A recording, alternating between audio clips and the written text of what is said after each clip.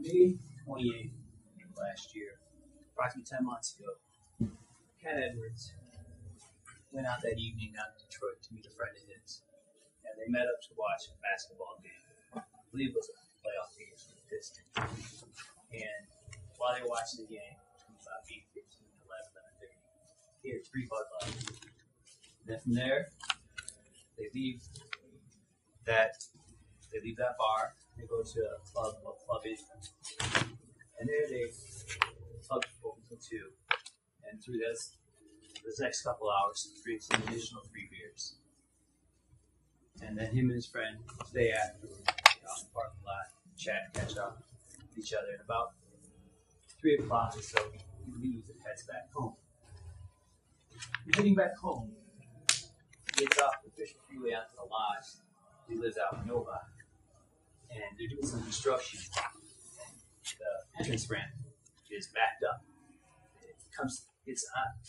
Getting onto the lodge. The traffic's real bumper to bumper, even though it's late at night or early in the morning, however you want to look at it. There's a car in front of him. It's a white Monte Carlo, older model. And these 2 guys get out of the car because the traffic's been stopped. And they walk out and they look at the car and they're saying something in Ken's direction. So Ken can't hear what they're saying. And he can't crack his window because, in fact, his window isn't working. So he has to crack open his door. He says, what are you saying? And one of the guys walks up to the door after it's cracked and pulls it and says, hey, man, hit our car. I can't notice he hit the car, but now he's sitting there in the chair, in the seat. This guy's standing right there, so he gets out. And there's still a lot of cars around right now. So he gets out and he walks forward and he looks to see what this guy's talking about. And while he's doing, the passenger comes around the backside, he's kind of behind him. He's like, Ken says, there's nothing, what are you talking about? And the guy says to Ken, give me your money. Ken says, I'll give you my money. And then the guy behind him distracts Ken's attention. He kind of looks aside. And that's when the driver, who's still in front of him, lunges forward and hits him right in the face. And hits him a few times, several times, and the other guy's kind of pulling him backwards. And they take him down to the ground. And he continues to try to get away from them, but they continue to hit him. And the one guy who's behind him is kicking him while he's on the ground. Eventually, he's able to separate himself from them. And they say to him again, give us your money. And Ken gets up this time, and you can see that this time has passed, the traffic's cleared away, and he sees it all alone out there. So he reaches in the pocket and gives them 3 $20 bills. And they take the money, that's not all you got. He says, that's all I got. And they start walking away from him. And they get a little distance away, and he pulls out his phone to try to call 911. And one of them sees him do that, and they come back and snatch his phone from him, and then leave. But they don't leave right away.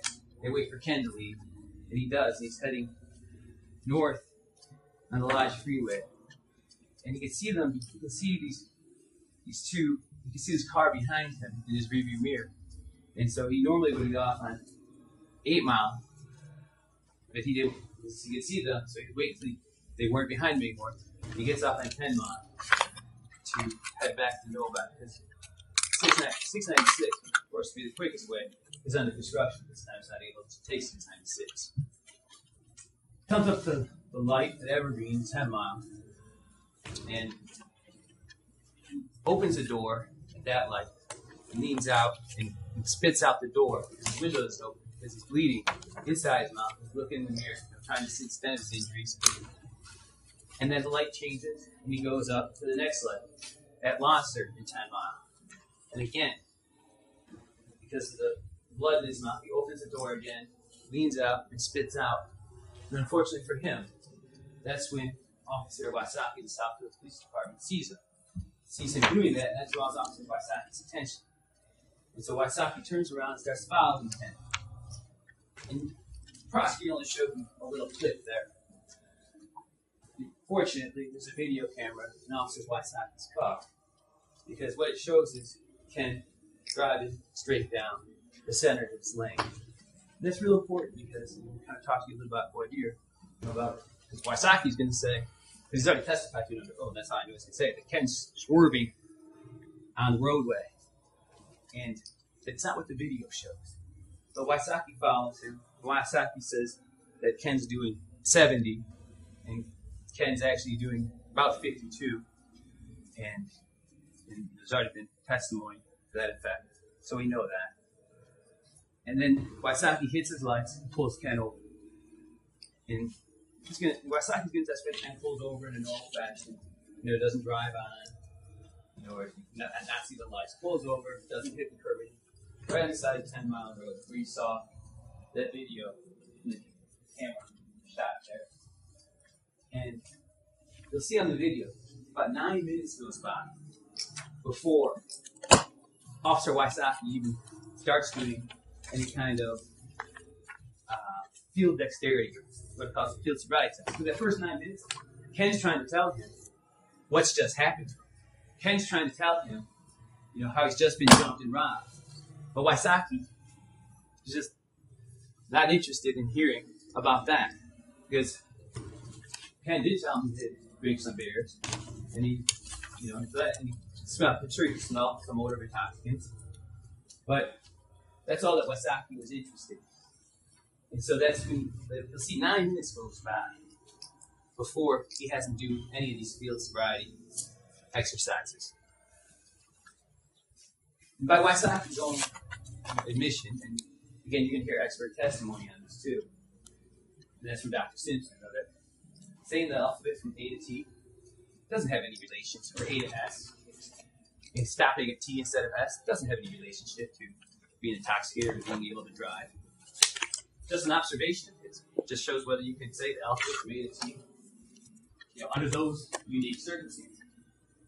And then after that, Officer Waisaki has him do this finger to nose test where he closes his eyes, put his arms out to his sides and touch his nose randomly each time. You'll see Ken do that with his eyes closed. And he does it perfectly on the video. Officer Waisaki again will testify contradictory to the video that Ken started too soon, that he was kind of mimicking Waisaki by starting too soon. But that's not what the video shows. You'll see that Officer Waisaki doesn't really care what the video shows, because he knows his story, he's sticking to it regardless of what the video shows. And unfortunately, even though Waisaki is going to tell you that he tested this video prior to going out and the audio to make sure it's good, because he's required to use audio too, there's no audio on this video. It's just a silent video. And then, and Waisaki's also going to testify that when he's asked to walk in a normal fashion, he'll get out of the car, he does that in a normal fashion. He's asked to walk, back to the car, and when after he arrests him, he walks in, he says, Ken has no trouble walking, has no difficulty talking, understands everything Waisaki is telling him, he's coherent. And Waisaki's going to tell you that those are all, and also that his speech isn't slurred, his speech is normal. Another sign of sobriety, Waisaki even admit that those are signs of sobriety, and that the odor of intoxicants just means somebody's drank. Even Waisaki will admit you can't tell how much a person's drank based on the odor of intoxicants. And as far as this clip that the prosecutor only showed me one clip, what you're going to learn about this area where he had him walk that roadway right there isn't a flat, level roadway like this carpeting. It's actually a butt. It's where the rain gutter and the road abut. There's actually a gap between those, and they're not flat and level. Waisaki's testimony, of course, will vary a little bit throughout the trial, because initially he testified that he gave directions that I want you to walk this crack. But then he changes it to basically he has him walk alongside the line, not on the crack itself, because it would be unfair to have a person walk that on an unlevel crack. He says right here, actually, it would be unfair to make a person walk along the gap. It's not balanced.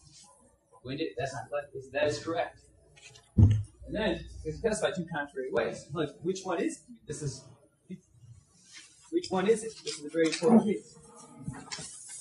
And finally, he admits that when he testified under oath, they had him walk along the side of the track and not on the track, that he was just guessing. Because that's kind of the kind of police officer I think you'll find out that Officer Weinstein is.